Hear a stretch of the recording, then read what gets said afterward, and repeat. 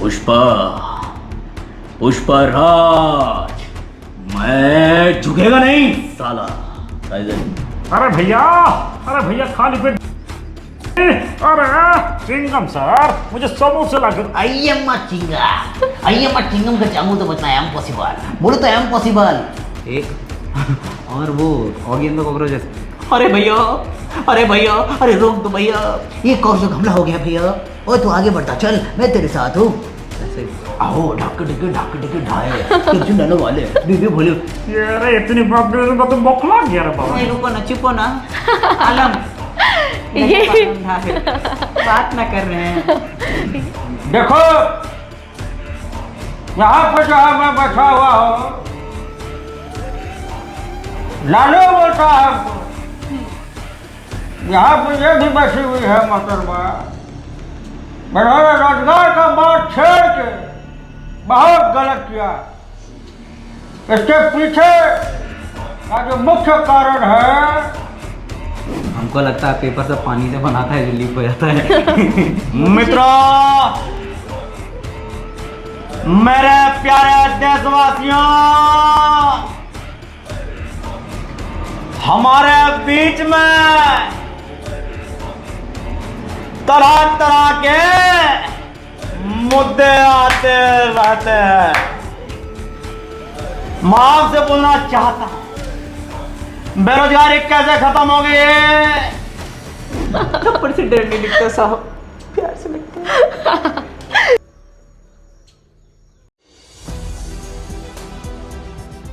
नमस्कार, आप देख रहे हैं 4 PM। मैं आपके साथ नफीसा खान। कहते हैं ना कि सफर में आपको कब कौन मिल जाए ये तो आपको भी मालूम नहीं होता। आपका सफर कितना और ज्यादा अच्छा हो जाए इसका अंदाजा आप नहीं लगा सकते।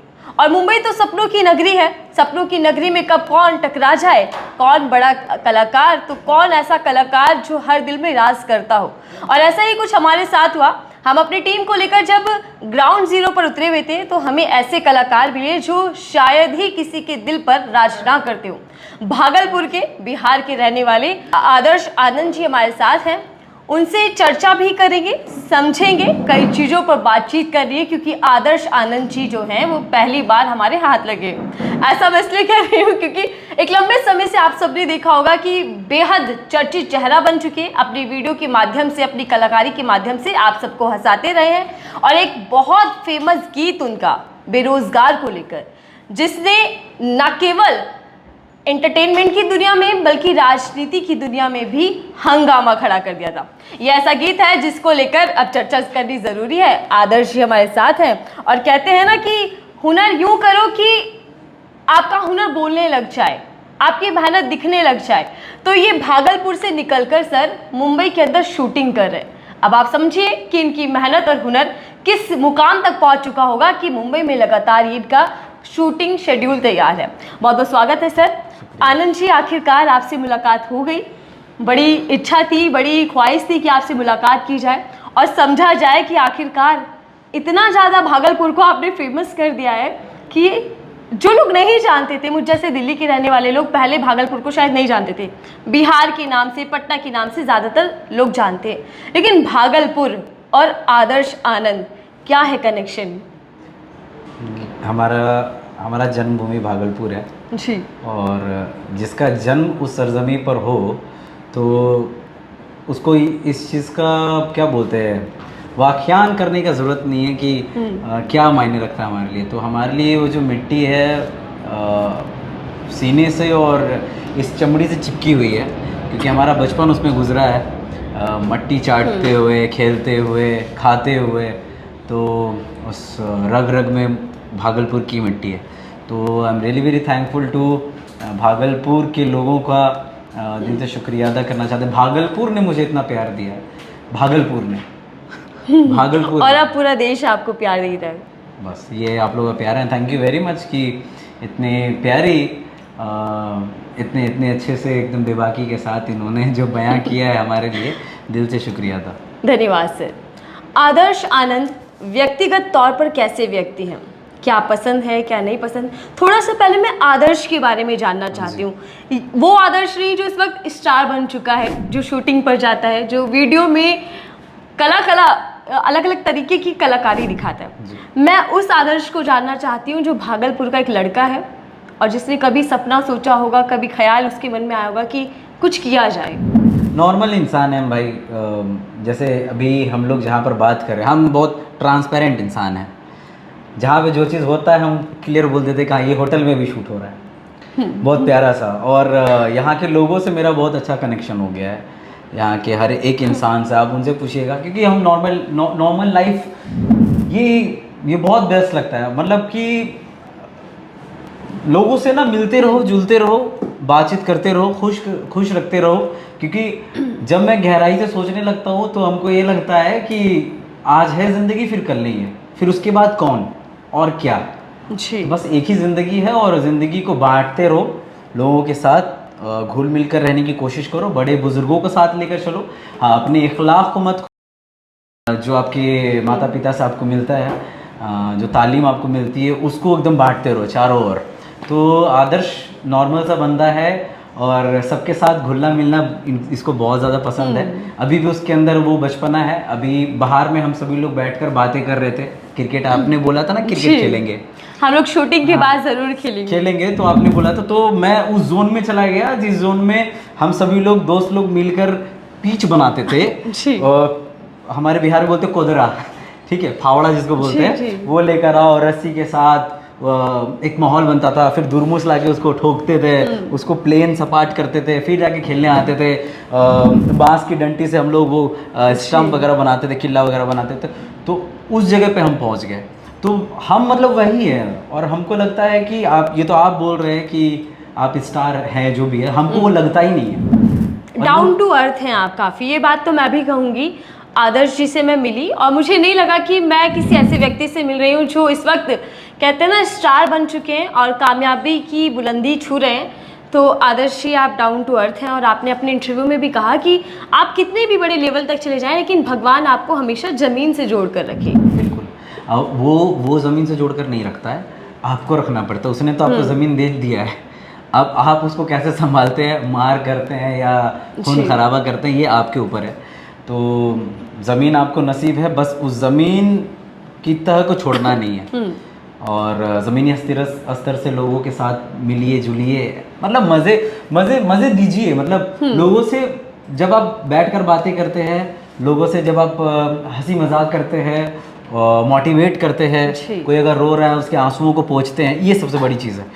तो इंसान को घुलते मिलते रहना चाहिए और पोलाइट रहना चाहिए, नहीं तो फिर दिक्कत है, बहुत और प्रॉब्लम कहते हैं ना यूपी और बिहार के लोग तो वैसे ही सबसे अच्छे से मिला करते हैं। लेकिन जो है ना यूपी बिहार का जो अभी लोगों की जो मेंटालिटी है वो अलग है बाहरी दुनिया में। यूपी बिहार का है तो मतलब कट्टा लेके घूमता होगा। यूपी बिहार का है मतलब गमछा बांध के घूमता होगा। यूपी बिहार का है मतलब कि वो पान चबाता होगा। यूपी बिहार का है तो लिट्टी चोखा ज़रूर खाता होगा। अरे नहीं भाई, यूपी बिहार का है तो इंग्लिश नहीं जानता होगा। अरे यार क्या कह रहे हो आप। यूपी बिहार का है कलम चलाना जानता है। यूपी बिहार का है पान की जगह वो प्रसाद खाना जानता है। यूपी बिहार का है वो गमछा तो बांधेगा ठीक, लेकिन यूपी बिहार का है गमछे की जगह वो जो कहते हैं ना कि आप उतरन में कपड़े दिए जाते हैं, लिए जाते हैं जी। ये भी करते हैं यूपी बिहार के लोग कि पुराने कपड़े को भी पहनता है वो। तो यूपी बिहार के लोगों में ये सारी चीज़ें हैं। ये नहीं है कि आओ ना हमारा बिहार में ठोक दें कट्टा कपाड़ में, नहीं भाई, बहुत गलत, ये गलत, मतलब ये क्या बोलते हैं उसको, माइंड सेट बनाकर, परसेप्शन बना कर रखा है लोगों ने। लेकिन ऐसा नहीं है। बिहार के लोग, यूपी बिहार के लोग बहुत ही हम अपनी बात कर रहे हैं, बाकी का पता नहीं हमको। हम ऐसे हैं कि अगर हम सत्तू पी रहे हैं तो सामने वाले को भी इंसिस्ट करके सत्तू पिलाने की कोशिश करेंगे। अगर हम चाय पी रहे हैं तो सामने वाले को बोलेंगे तुम चाय मत पियो, इससे एसिडिटी होती है। ये स्वभाव रखते हैं। फिर शायद हमारी थोड़ी सी यहाँ पर बात अनबन हो जाए, क्योंकि मैं चाय की बहुत शौकीन हूँ। अच्छा। और आप शायद नहीं पीते होंगे, तो और आप कलाकार भी हैं। आपके कप में चाय रहेगी, हमारे कप में चाय की हवा, बस उसकी लेकर देखेंगे क्या। चलिए आदर्श जी, शुरुआत कैसे हुई, क्या हुई, मैं ये पूछना ज़रूर चाहूँगी, क्योंकि पहली बार हम लोग मिल रहे हैं। हालांकि इससे पहले आपने एक इंटरव्यू में ज़रूर कहा कि मीडिया वाले मेरे से मिलते तो सवाल ज़रूर पूछते हैं कि कैसे शुरुआत हुई और क्यों की, मतलब मन में क्या चल रहा था। तो माफ़ी के साथ ये तो मुझे ज़रूर जानना है कि कैसे शुरुआत की अचानक से वीडियो बनाना शुरू किया या प्लानिंग की, क्या आया मन में? ये 4 साल की जब उम्र में हम थे, जी जो पिताजी के वजह से ये सारी चीज़ें मेरे अंदर, जो भी मैं करता हूँ आज, तो मैंने कई इंटरव्यूज़ में बोला he is not my father, he is my God father. GOD, God, generator, operator and destroyer, वही सब कुछ है। जी और उनके ही कहते हैं ना, उनके ही वजह से मेरे अंदर जो भी कलाकारी है वो सारी चीज़ें, स्टेज पे बोलना, अगर मैं 2 अल्फाज भी बोल रहा हूँ, 2 शब्द भी बोल रहा हूँ, तो ये उनकी ही देन है, मेरे पिताजी की। तो मार धाड़ के स्टेज पे चढ़ाना सिखाया, मार धाड़ कर, बहला फुसला कर, मेकअप करके, कॉस्ट्यूम पहना कर स्टेज पर उतारना सिखाया। तो क्या बचपन से ही आप हाँ, ये सब जब करते 4 थे? साल की उम्र में थे तब से मैं ये सब सारी चीज़ें कर रहा हूँ। स्टेज शोज़ वगैरह करते थे। शुरुआत हमको लगता है कि हम अभी शुरुआत वाले ही फेज़ में हैं, हमने शुरुआत किया ही नहीं है, हमको ऐसा लगता है अभी भी। लेकिन पिताजी की वजह से 4 साल की उम्र में जब थे, तो उनकी ही वजह से जी पापा हमको देते थे, उठा के पटक के एकदम देते थे पीठे पे कोहनी। और डांस करना सीखा, क्योंकि घर पे अकेले बच्चे लोग डांस करते हैं ना, चले छैया छैया छैया छैया, फिर कोई आया था, बेटा दिखाना जरा, जी ना दिखाओ दिखाओ। फिर जब वो चले जाते थे गेस्ट, फिर से शुरू। फिर पापा ठोकते थे, उसके सामने तो तुम मेरा बेइज्जती कर दिया, क्या किया।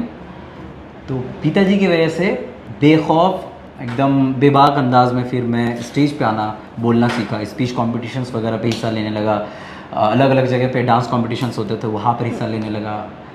मुझे पैसे मिलने लगे, पुरस्कार देते हैं ना, 1 जी, रुपये हाँ। का इनाम मिला है आदर्श आनंद को, 501 रुपये का पुरस्कार। मोटिवेशन मिलने लगा। वो हाँ, मोटिवेशन मिलने लगा। मैंने अरे भाई, इसमें तो पैसे भी आते हैं। और नाम अलग से पेपर में छपने लगा, आदर्श आनंद ने किया, महमूद का नकल महमूद के गाने पर किया आदर्श आनंद ने तहलका। तो उस वक्त मैं जब डांस किया करता था, तो मेरा 2-3 गाना बहुत ज़्यादा फेमस था बिहार और भागलपुर के इसमें। जी एक था मेरा दिल ले गई वो कमो किधर, मैं देखो इसको इधर उधर, या रो जाओ ढूंढ के लाओ, या सनी देओल जी का। फिर दूसरा गाना था देखो 2000 ज़माना आ गया, मिल के जीने का बहाना आ गया, आमिर खान सर का। जी फिर तीसरा था महमूद सर का, वो था हम काले हैं तो क्या हुआ दिल वाले हैं। तो वो जो गाना था मेरे लाइफ का सबसे, मतलब ऐसा गाना था, उसने मुझे बहुत पहचान दी इस बचपन से ही। पेपर वेपर में नाम आने लगा, बड़े बड़े SP DSP DM इन लोगों से पुरस्कृत होने लगा मैं।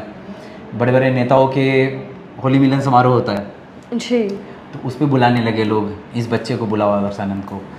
तो इस तरह करके मेरे को पहचान मिली महमूद सर के गाने से, हम काले हैं तो क्या हुआ दिल वाले हो।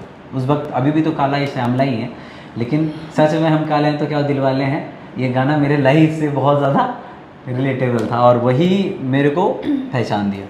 सो धीरे धीरे करते करते फिर रेडियो किया हमने। जी 10 मतलब ये सब जो है ना, डांस वगैरह ऑर्केस्ट्रा वगैरह करता था साइड से, ये सब चलता था, पैसे भी मिल जाते थे, घर भी थी, घर का भी खर्चा होता था, एक सपोर्ट हैंड भी बनते हाँ, गए आप। ये सपोर्ट हैंड बनता गया। फिर एक एक्टिंग शो हो रहा था घर घर में स्टार, तो उसमें हिस्सा लिया, उसमें जीत गया मैं 51,000 रुपये का कैश प्राइज़ मनी एक्टिंग में। फिर उसके बाद रेडियो मिला मुझे, रेडियो पे 4 साल तक हमने जॉब करा एज एन RJ। धीरे धीरे करते करते ये सब, एक कैरेक्टर मेरा फेमस हुआ भागलपुर की जिया। जी बहुत फेमस हुआ। कभी कभी वो दाढ़ी में वीडियोस बना देती है, पता नहीं उसका क्या चक्कर है। तो ऐसे करते करते लोग फिर जानने लगे, पहचानने लगे। जो आपने स्पूफ का जिक्र किया ना, वो सब स्पूफ बनाने लगा, लोग प्रोडक्शन वाले भेजने लगे, बोलने लगे कि इस पे बनाओ प्लीज़। फिर मैं उस पर बनाने लगा, वो फिर चलने लगा, लोगों ने फिर कंटेंट लिखने लगा।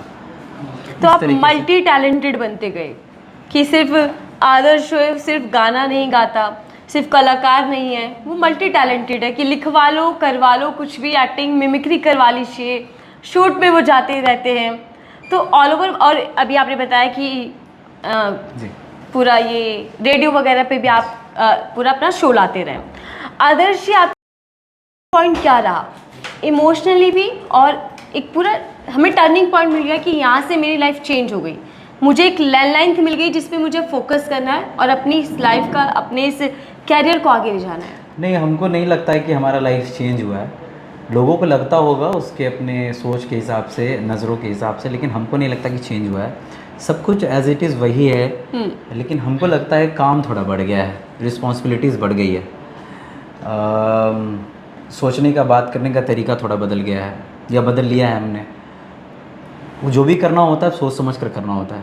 जैसे आपने जिक्र किया वो बेरोज़गार सॉन्ग, जी इस सॉन्ग को बनाने से पहले हमने 100 दफ़ा सोचा होगा कि ये गाना बनाएं, इसका क्या नतीजा होगा, इसका क्या रिजल्ट निकलने वाला होगा।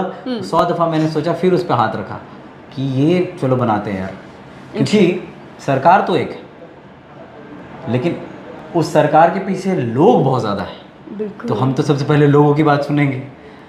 तो जो बेरोज़गार लोग हैं, बेरोज़गार युवा हैं, तो उनके लिए आवाज़ बनने की कोशिश करिए, वीडियो बना दिया, वायरल हो गया, अलग अलग पेज और अलग अलग लोगों ने शेयर किया। तो हमको लगता है कोई चेंजेस नहीं है, बस ये जो मैंने बताया उन चीज़ों में मैंने चेंजेस लाने की कोशिश करी है। जहाँ जहाँ हमें लगता है, मैं लड़की भी बनता हूँ, आने वाला कल अगर मेरे को एक छक्के का भी रोल मिलेगा तो मैं बखूबी करना चाहूँगा, क्योंकि हमको लगता है जो छक्का लोग इजीली, जिसको हम गाली समझते हैं, तो है तो हालांकि वरदान हमारे समाज के, तो हम उसका भी रोल ज़रूर करेंगे, कि हमको लगता है कहीं ना कहीं इस चीज़ को भी लेकर प्रेरित करना चाहिए, एक मैसेज कन्वे होगा। मैं कोशिश करता हूँ बाल विवाह को लेकर, चाइल्ड लेबर को लेकर, बेरोजगारी को लेकर, फिर क्या बोलते हैं किसान लोग जो आत्महत्या कर लेते हैं उसको लेकर, कर्ज को लेकर, दहेज प्रथा को लेकर, दहेज को लेकर, मैं इन चीज़ों पे ना, बलात्कार को लेकर, मैं इन चीज़ों, आप मेरे जब प्रोफाइल को पूरा चेक करेंगे तो आपको सारा चीज़ दिखेगा कि मैं अलग अलग चीज़ों पे मतलब कोशिश करता हूँ कि हाँ लोगों तक थोड़ा सा ये मतलब ये जागरूक हो, मतलब समाज के वो मुद्दे जिन मुद्दों को लेकर अक्सर राजनेता वोट पाते हैं, वोट मांगते हैं, लेकिन उन मुद्दों पर काम नहीं हो पाता। शुरुआत बेरोजगारी से करते हैं आदर्श जी। बेरोजगारी का मुद्दा न केवल बिहार के अंदर है, यूपी जो सट्टा हुआ राज्य है वहाँ पर भी, दिल्ली, महाराष्ट्र में हम हैं तो यहाँ पर भी है, यानी कि देश के अलग अलग कोने में बेरोजगार युवा घूम रहे हैं। क्या देख पा रहे हैं आप युवाओं की स्थिति? आखिरकार इतना बेरोजगार वाला जो स्तर है ये बढ़ता जा रहा है, और यहाँ तक कि जो स्टूडेंट्स हैं, जो युवा हैं, लाखों रुपए की पढ़ाई करते हैं, हाथों में डिग्रियाँ होती हैं और भटक रहे होते हैं। तो ये देखकर क्या महसूस होता है? प्रकार के लोग हैं, और जो डिग्री की बात करी आपने, डिग्री मिलने के बाद वो कहीं और माइग्रेट हो जाते हैं। ये भी एक बहुत बड़ा रोल करता है बेरोज़गारी का, कि पढ़ने के बाद लोग कहीं और शिफ्ट हो जाते हैं, पढ़ने के बाद, पढ़ाई लिखाई डिग्री लेने के बाद कहीं और जाके रह गुज़र करते हैं, तो वो भी एक बहुत बड़ा फैक्टर है ना। तो ये कुछ चीज़ें हैं। ये तो हम लोग, अगर कोई पूछता है किसी से कि बेरोज़गारी का जो मुख्य कारण क्या है, लोग बता देते हैं कि पढ़ाई, अच्छे से पढ़ाई हो, एजुकेशन हो। हमको नहीं लगता भाई कि एजुकेशन तो इम्पोर्टेंट है ही, लेकिन हमको लगता है कि सोच, सबसे पहले सोच, दूसरी चीज़ कि अगर आप पढ़ रहे हैं ना, फिर बाहर जो आप जाकर जॉब कर रहे हैं, बाहर आप सारा सेटलमेंट कर रहे हैं, फिर वापस नहीं आते आप। एग्जैक्टली। आप अगर वापस आएँ और कुछ ऐसा कोई फैक्ट्री खोले या कुछ आपने खोला है, फिर 4-10 लोग आप उससे कमा रहे हैं। जैसे फिल्म इंडस्ट्री बहुत बड़ी इंडस्ट्री है मुंबई में। मैं फिल्म सिटी गया तो फिल्म सिटी मैंने देखा कि काफ़ी यूपी बिहार के लोग वहाँ पे हैं। तो हमको लगता है कि उनको रोज़गार मिल रहा है, वहाँ से यहाँ है, क्योंकि वहाँ पे है ही नहीं वैसा कुछ, ना वैसा कुछ बड़ा इंडस्ट्री है वहाँ, ना इंडस्ट्रियल एरिया का कुछ ऐसा कोई चीज़ व्यवस्था है ही नहीं जो कि वो वहाँ पर रह कर करे, है ना कोई फिल्म इंडस्ट्री वहाँ पे है, ना भागलपुर में अपने तो का एयरपोर्ट भी नहीं है, ठीक है। तो कुछ ऐसा इंडस्ट्रियल एरिया नहीं है जहाँ पर लोगों को रोज़गार मिले, तो क्यों बाहर वो मतलब भटकेंगे। तो इसके पीछे आप सबसे बड़ी वजह क्या मानते हैं? सरकार की नाकामी है या फिर इसमें व्यक्ति खुद जिम्मेदार है? व्यक्ति, सबसे पहले तो व्यक्ति जिम्मेदार है ना। Charity begins at your home. शुरुआत आपके घर से ही होती है। पहले तो आपको अपने आप को बदलना होगा, फिर क्योंकि आप जब अपने आप को बदलोगे तभी आपके अंदर वो ताकत होगी सरकार बदलने की जी, है ना। ये कहते हैं ना, cast your vote, don't vote your caste. तो कास्ट करो वोट को, लेकिन जो मैंने बोला वो स्लोगन्स, मतलब देखो ना यार कि कौन क्या जो व्यवस्था है उसको चेंज कर सकते हैं लोग। और सबसे ज़्यादा मतलब गलतियाँ युवा ही कर रहे हैं। और दूसरी चीज़ मेरे ख्याल में कि ज़्यादा तो उतना हमको पता नहीं है, और हम ज़्यादा उतना दिमाग लगाते भी नहीं है, क्योंकि जो अपना काम है वो करना बहुत ज़रूरी है। लेकिन आपने इस गाने के माध्यम से हर युवाओं के दिलों को छू दिया, क्योंकि जितने भी बेरोजगार युवा हैं उन्होंने उस गाने से खुद को जोड़ा और समझा कि मैं भी बेरोजगार हूँ और बेरोजगारी पर आप सॉन्ग ले आए। सर, मैं अलग अलग राज्यों में जाती रहती हूँ कवरेज के लिए। इलेक्शन के दौरान मैं सबसे ज़्यादा राज्यों में जाती हूँ और युवाओं से जुड़ने की कोशिश करती हूँ। युवाओं के भीतर बड़ी नाराज़गी है रोजगार को लेकर, और युवाओं का ये साफ कहना है कि मौजूदा सरकार, चाहे वो केंद्र सरकार हो या राज्य सरकार हो, वो युवाओं की ओर ध्यान ही नहीं देती। फैक्ट्रियाँ नहीं है, कंपनियाँ नहीं है, रोजगार के लिए कुछ माध्यम ही नहीं है जिससे रोजगार पाया जा सके। सरकार का ये कहना होता है कि अगर आप में योग्यता होती तो आपको रोजगार मिल जाता। तो क्या सब कुछ योग्यता पर ही डिपेंड है? जो लोग पढ़े लिखे नहीं हैं, जिनके पास कोई ज़रियात नहीं है, वो कैसे रोजगार को पा सके? सबसे पहले तो ये कहना चाहेंगे हम कि आजकल मतलब इस पृथ्वी में कोई ऐसा इंसान है जो परिपक्व है, कोई विद्वान नहीं है।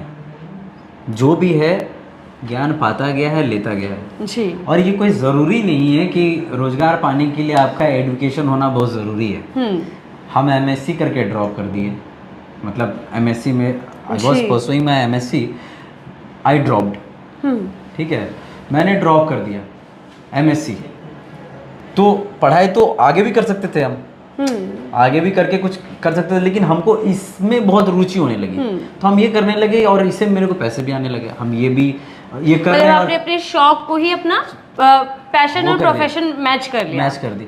तो मेरा कहने का मतलब ये है कि कहीं ना कहीं थोड़ा सिस्टम थोड़ा सा डगमगाया हुआ है, ठीक है ना। सिस्टम अगर मजबूत होगा ना तो फिर गजब सी बात हो जाएगी। भाई रुको ना, चुपो ना, आलम ये बात ना कर रहे हैं।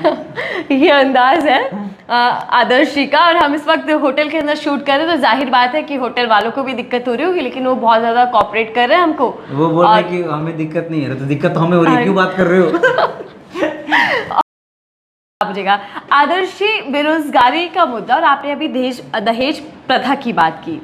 अच्छा, मैं ये बात कंप्लीट नहीं किया। मैं ये बोलना चाह रहा हूँ कि कहीं ना कहीं जो है ना, सिस्टम थोड़ा सा टाइट अगर रहे ना हर एक मामले को लेकर, बस खाली मजबूती बरतेगा तो सब कुछ सही हो जाएगा। अब यूपी बिहार के लोग मुंबई क्यों आ रहे हैं, ये सवाल मेरा आपसे ही है। क्यों आ रहे हैं? रोजगार की तलाश में। क्यों आएंगे?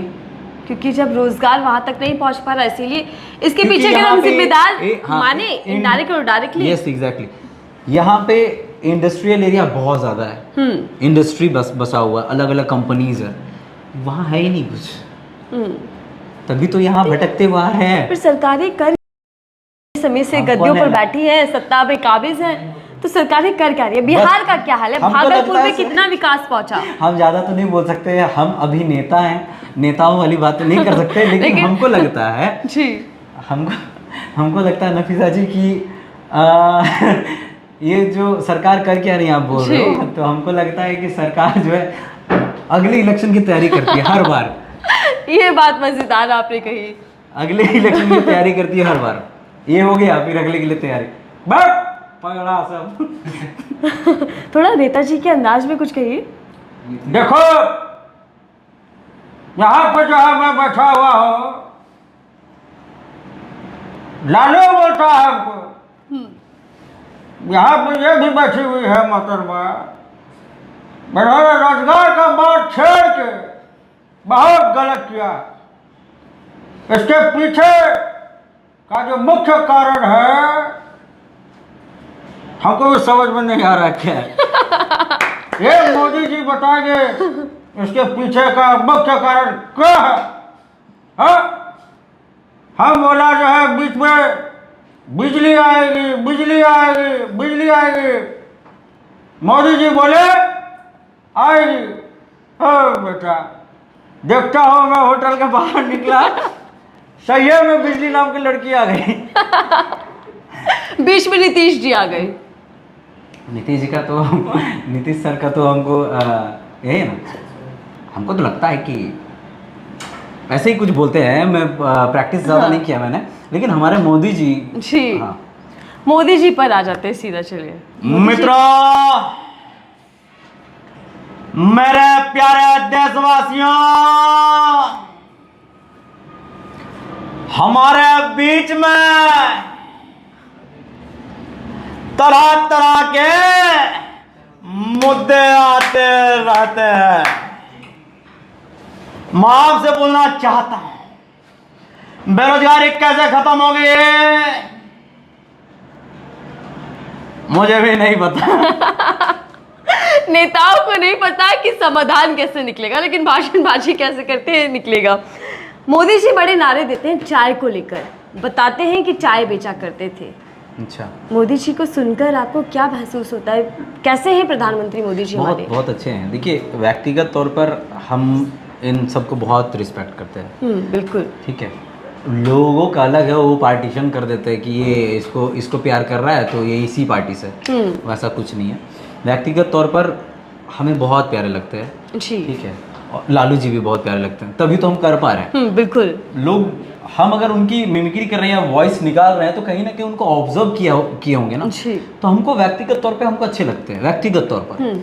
और मोदी सर भी बहुत प्यारे, बहुत अच्छे लगते हैं।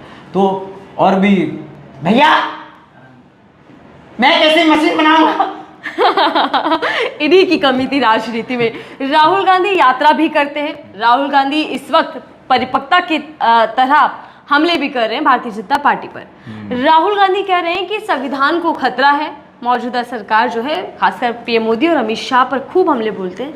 कहते हैं कि जो आरक्षण का मुद्दा है, जातीय जनगणना का मुद्दा है और संविधान का मुद्दा है, बीजेपी इन मुद्दों पर कभी अपना रवैया साफ नहीं करती और संविधान को खत्म कर कर अपना एक संविधान लाना चाहती है।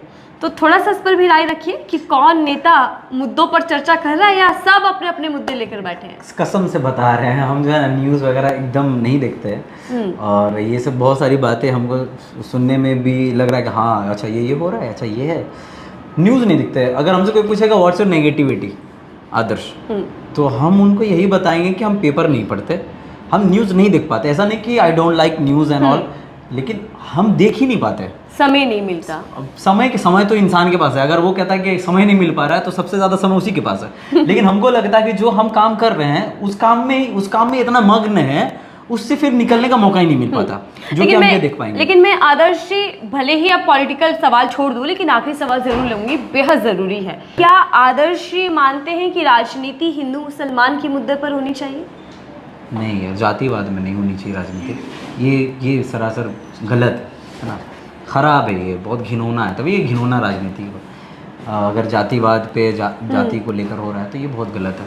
और हमको लगता है कि अगर सब नेता, हमको तो उतना ज्ञान नहीं है, कहते हैं ना कि जिसका जो है काम वही काम होना चाहिए। बिल्कुल। चलिए, तो हमको लगता है कि सभी अगर नेता जो भी अपने अपने पद पे हैं, नेता हैं, वो अगर अपने काम को बहुत निष्ठापूर्ण के साथ करे तो हमको लगता है कि हमारा जो भारत है वो तो अभी तो शक्तिशाली कहा ही जाता है। और हमको लगता है कि लोग जहाँ पे बेरोजगार भटक रही है, वो जो भी हो रहा है, हमको लगता है अगर शक्ति में आ जाए सभी लोग तो कि हाँ ये चीज़ें, ये सिस्टम।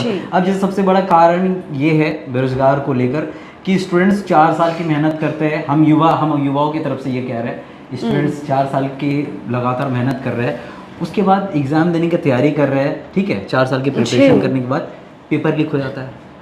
पेपर लीक की समस्या बिहार और यूपी के अंदर सबसे ज्यादा है। आप बताओ कि वो 4 साल मेहनत करके एक दिन में पेपर लीक हो जाना, तो फिर 4 साल वो तो बेटा बैठ के फिर रटेगा, फिर पढ़ेगा, मतलब ये तो मजाक ही है ना। तो इन तमाम चीज़ों को हमको लगता है कि ठोस बनाना चाहिए। लेकिन इतनी स्ट्रांग सरकार है सर, डबल इंजन सरकार का दावा किया जाता है, बावजूद इसके पेपर लीक जैसी समस्या बार बार देखने को मिलती है। क्या कीजिएगा, हमको लगता है पेपर सब पानी से बनाता है जो लीक हो जाता है। तो क्या ये लीक वाली सरकार है? हाँ, हम सरकार की बात हम नहीं कर सकते, लेकिन हमको लगता है सिस्टम मजबूत होना बहुत जरूरी है। तो क्या अभी मजबूत नहीं है? हमको नहीं लगता मजबूत नहीं है वहाँ की सरकार। आप कलाकार हैं, हम पत्रकार हैं। हाँ। तो आप हमारे सवालों से नहीं बच पाएंगे और हम आपकी कलाकारी से नहीं बच पाएंगे। नहीं, आपके सवालों से हमें बचना भी नहीं है, हमको सारा जवाब देना है। हम यही कहना चाह रहे हैं कि सरकार, अगर यूपी बिहार की सरकार है ना जी, तो पेपर लीक क्यों होगी? कुछ ना कुछ तो कारण और कुछ ना कुछ तो सिस्टम डोला हुआ है। अगर हम ढील नहीं छोड़ेंगे तो गुड्डी जो है, गुड्डी पूरा पीलेगा कैसे? अगर हम ढील छोड़ेंगे तभी तो गुड्डी पीलेगा। पतंग की बात कर रहे हैं। और उसको समेटेंगे तब वो पास आएगा। समेटना जरूरी है, ढील छोड़ दी है सब कुछ भाई। तो मतलब आपको लगता है कि सिस्टम कमजोर है और सिस्टम की ही वजह से ऐसा सब कुछ होता है। थोड़ा सा अब आपके काम पर आ जाते हैं आदर्श, ये राजनीति पर बहुत चर्चा कर ली। हमको पूरा घुमा दी है राजनीति में। हालांकि आप जवाब नहीं दिए, आप भी रास्ता देखकर निकल लिए, कोई हमने बात जवाब नहीं। दिया, कल बताएं किसका जवाब चलिए। दिया हमने?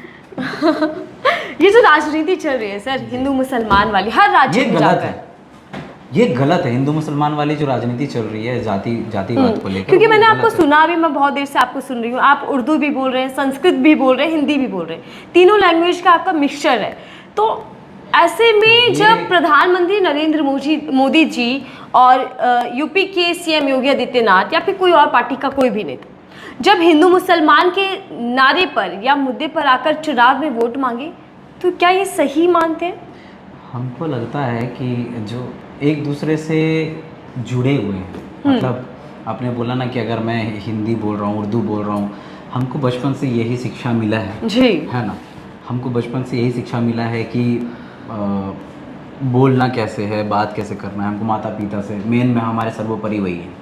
अगर हम कुछ गलती कर रहे हैं तो हमको मत बोलिएगा, मेरे पापा मम्मी को जाकर उनसे सवाल कर लीजिएगा। ये तो आप बच रहे हैं। नहीं बच नहीं रहे हैं। वैसे भी हम बिहार का लौंडा, हम ऐसे मुंह तोड़ जवाब दे देते हैं, हमको उतना दिक्कत नहीं है। जी, अब मुंह भी तोड़ देते हैं। हाँ, हमको उतना दिक्कतें नहीं है। हमको जहाँ जो गलत लगता है वहाँ पे हम बेबाकी के साथ बोल देते हैं। लेकिन हमको लगता है कि दोनों एक दूसरे के ना मतलब परे हैं। अलग कर देंगे तो फिर आप कुछ बोल भी नहीं पाओगे।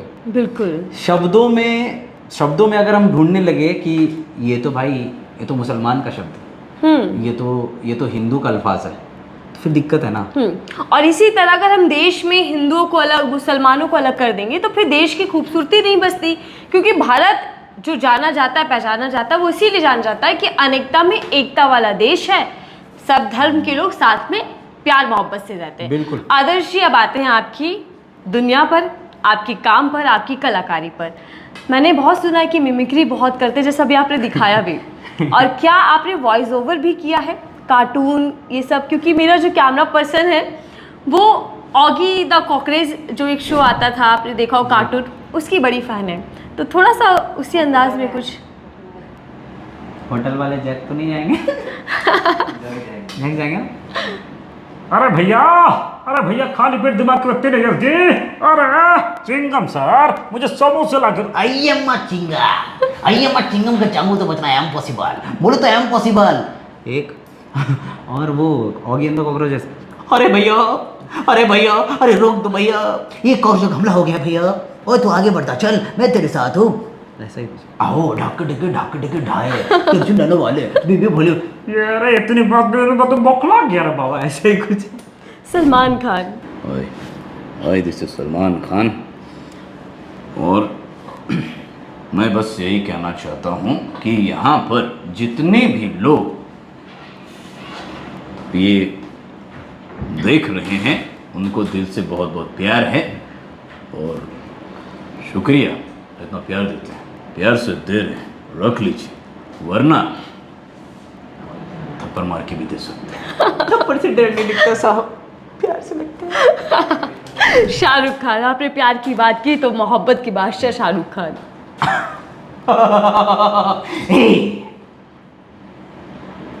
अरे नैना, मेरी बात सुनो नैना। मैं आंखें बंद करता हूं तो तुम्हें देखता हूं, मैं आंखें खोलता हूं तो तुम्हें देखना चाहता हूं। तुम पास नहीं होती तो तुम्हें चारों ओर महसूस करता हो। हर वक्त हर पल मेरी नैना सिर्फ तुम्हें ढूंढती है नैना। इसे प्यार को या पागलपन या मेरे दिल की धड़कन नहीं, एक ही बात है। प्यार तो सभी लोग करते हैं, लेकिन मेरे जैसा प्यार कोई नहीं कर सकता। मेरे जैसा प्यार कोई नहीं कर सकता। अरे याद है तुमने मुझसे वादा किया था, वो एक वादा, वो मोहब्बत का इरादा। अरे जरूर नहीं कि तुम जिससे मोहब्बत करो वो तुम्हें हाजिर हो जाए। अगर मुझे छोड़कर जाना ही था तो मेरी जिंदगी में क्यों आई नैना? क्यों मुझे बदला? I love you very very much Naina. मैं आज भी तुमसे उतनी मोहब्बत करता हूँ जितनी पहले करता था। साला मैं सब जानता हूँ कि तुम्हारे दिल में मेरे लिए मोहब्बत नहीं बची। क्या तुमने मेरे बारे में कभी सोचा? मेरे दिल में क्या बीतता है? मैं तुम्हारे बारे में क्या सोचता हूँ? नहीं साला नहीं। ये लेकिन मोहब्बतें में मोहब्बत अलाउ नहीं है। आप आई लव यू कह रहे हैं नैना को, आप भूल गए अमिताभ बच्चन गुरुकुल में इजाजत ही नहीं देते मोहब्बत करने की। हाँ वो तो अलग ही बोलते हैं मतलब। परंपरा, प्रतिष्ठा, अनुशासन, ये गुरुकुल के 3 स्तंभ है। ये वो आदर्श है जिससे हम आपके आने वाले कल को बनाते हैं।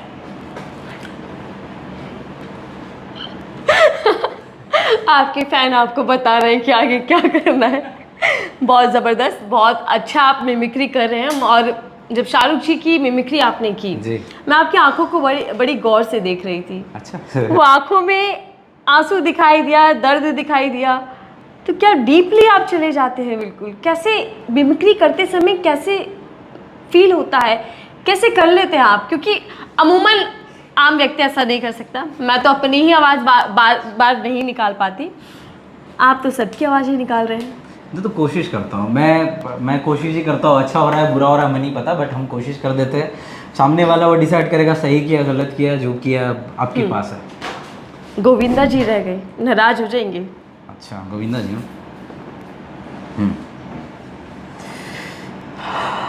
ये मेरे फेवरेट हैं गोविंदा जी। सर। हाँ, मैं चोर हूं, मुजरिम हूं, कातिल हूं। जुल्म के काले दुनिया के लोग मेरे नाम से भी कांपते हैं। जानता हूं आशा कि तुम मेरे नाम से भी नफरत करती हो, मगर मेरा विश्वास करो कि इस दुनिया का कोई भी इंसान जानबूझकर बुरा काम नहीं करता। कोई चोर जानबूझकर चोरी नहीं करता, कोई डाकू जानबूझकर डाका नहीं डालता आपका पद, कोई तबाह ऐसा ही जानबूझकर अपना जिस्म नहीं बेचती। वक्त और हालात इंसान को फंबल करने पर मजबूर कर देते हैं। नहीं, इंटरव्यू भी ज़्यादा लंबा हो गया इसलिए ज़्यादा फंबल हो रहे हैं आप, क्योंकि आदर्श जो हैं वो शूटिंग से लौटे हैं और इस वक्त काफ़ी थके हुए हैं। लेकिन मैं थोड़ा सा समय लूंगी बस। इन्होंने इतना कवर किया है इस चीज़ को, लेकिन सच में थक फंबल चुके मारे। हैं। बस मैं आपके बारे में ये और जानना चाहूँगी कि आदर्शी आप लड़की बन जाते हैं हाँ हाँ हाँ। और लड़कियों से भी ज़्यादा गजब ढा जाते हैं, खूबसूरत लगते हैं। भागलपुर की जिया। बन जाइए एक बारी। अच्छा उसके लिए तो ऐसे बैठना होगा। शर्मा रहा है। हेलो गाइस, हाय, मैं हूँ जिया और मैंने कईयों को मतलब दिल दिया और दिल लिया। स्पेशली मैं आई मीन दिल sorry I mean Mumbai right now and I feel very exotic okay now, but क्योंकि ना मेरे को बहुत अच्छा लग रहा है यार। मतलब मेरे साथ मुझे ऐसा लग रहा है मेरी सखी बैठी हुई है और काफ़ी खुश मिजाज लग रही है और मुझे लगता है कि ये मेरी दोस्त हो गई है। और थैंक यू सो मच, आप लोगों ने मुझे इतनी देर तक सुना और आप लोग बहुत अच्छे हो यार। मतलब बहुत काम करते रहो, बहुत आगे बढ़ते रहो और दुआ करो कि भागलपुर की जिया भी मतलब तहलका मचाती रहे। मेरा गाना आ रहा है वो देखना मत भूलना, ठीक है? गाना क्या आ रहा है? केला ले लो, ठीक है ना? ये गाना आ रहा है, आदर्श का गाना है, बहुत अच्छा गाना है। जैसे मैं एक बात बताना चाहती हूँ, आजकल के लोग ना इतने ज़्यादा ख़राब हो गए, इतने ज़्यादा ख़राब हो गए, मैं क्या बताऊँ। मतलब फलों को भी ना मतलब अल्टर फिल्टर रूप से देखते हैं। मतलब मैंने केला बोला 3-4 लौंडे हंस दिए, ये गलत बात है ना।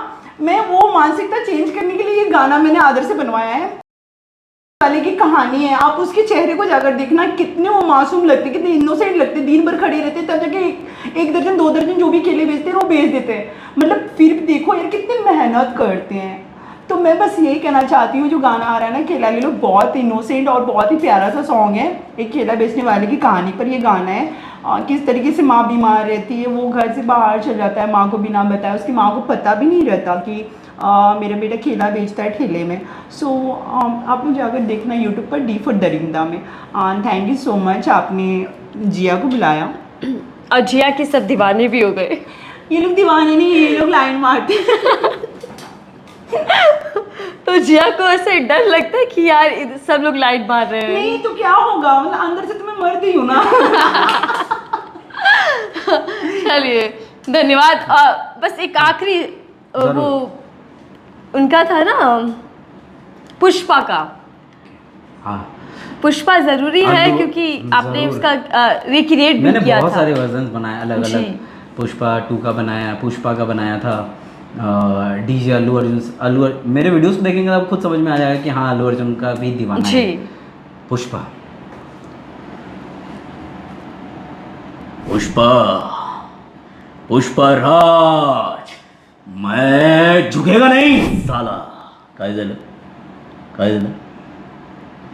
हे किसो मेरे को देखेगी नहीं. हाँ हे क्या बोल रहा है तू? हाँ, एक चुम्मा का 5,000. चलिए, बहुत बहुत धन्यवाद सर. आदर्श जी, आपने समय भी दिया और आपने हमारी ऑडियंस को एंटरटेन के साथ साथ आपने प्रेरणा भी दी है. आपको हज़ारों लाखों लोग देखते हैं देश भर में, आपसे प्रेरणा लेते हैं और काफ़ी लोगों ने आपसे प्रेरणा लेने के बाद अपने करियर की शुरुआत भी कर दी. न केवल आपने कामयाबी हासिल की है और आप अपने करियर को बना रहे हैं, बल्कि आप अपने साथ साथ भागलपुर को भी डेवलप कर रहे हैं. जितना मुझे मालूम पड़ा है, अपनी पूरी टीम को डेवलप कर रहे हैं. भागलपुर को पूरे देश में फेमस कर दिया, इससे बड़ा क्या बात होगी. तो धन्यवाद सर हमसे बातचीत करने के लिए, बहुत इतना समय देने के लिए, और बहुत बहुत शुभकामनाएं. आपकी आने वाले जितने भी अपकमिंग प्रोडक्ट्स हैं, जितने भी आपके गाने आने वाले हैं, मूवी आने वाली है, और अभी आप जाकर भागलपुर में शूट करने वाले हैं, तो उन सब के लिए शुभकामनाएं आपके लिए. बहुत बहुत धन्यवाद. अगर आपको हमारी ये खास कवरेज पसंद आई हो, जो थोड़ी सी चुनावों से अलग थी लेकिन बहुत खूबसूरत थी, बहुत अच्छी मुलाकात रही, बहुत अच्छी चर्चा रही. अगर आपको पसंद आई हो तो वीडियो को लाइक शेयर ज़रूर कीजिएगा, और आगे अगर ऐसी वीडियो आप लोगों को चाहिए हो तो ज़रूर कमेंट बॉक्स में लिखकर बताइएगा. हम ऐसी कोशिश करेंगे कि आदर्श जैसे अलग अलग लोगों को समय लें, उनसे बातचीत करें, जो देश के लिए, जो समाज के लिए एक प्रेरणा है. फिलहाल के लिए दीजिए यार. और जाते जाते मैं भी ये कहना चाहूँगा कि एक संदेश है लोगों के लिए, जो हमारे जैसे युवा हैं, कि अंजुम ड्राइवर जी का एक शेर याद आ रहा है हमें, वो कहकर मैं रफू चक्कर होना चाहूँगा कि अपनी आँखों को चार मत करना, तुम सितारे शुमार मत करना. अपनी आँखों को चार मत करना, तुम सितारे शुमार मत करना. लड़कों मुझको तजुर्बा है, बहुत मशवरा है कि प्यार मत करना. चलिए, धन्यवाद, शुभकामनाएं. आगे और भी थोड़ा सा. अच्छा, जी जी बिल्कुल सर. वक्त बर्बाद करता रहता था, रोज फरियाद करता रहता था.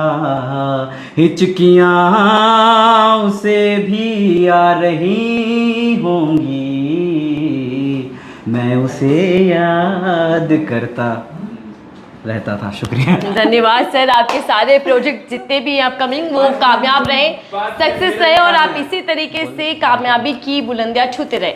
आपको रिपोर्ट पसंद आई हो तो ज़रूर इस पूरी वीडियो को लाइक कीजिएगा. फिलहाल के दीजिए, धन्यवाद.